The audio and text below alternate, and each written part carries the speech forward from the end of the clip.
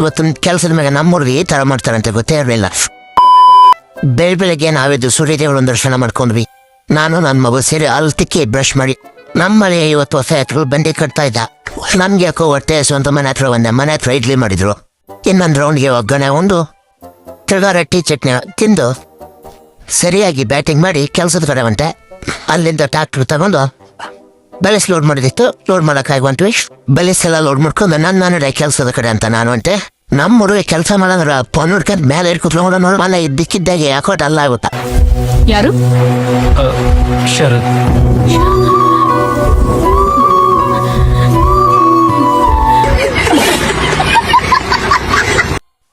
ಮೇಲ್ಗಡೆ ಸ್ಥಿತಿ ಎಸ್ ಅಂದ್ರೆ ಏನನ್ನ ಇವತ್ತು ನಮ್ಮನ್ನ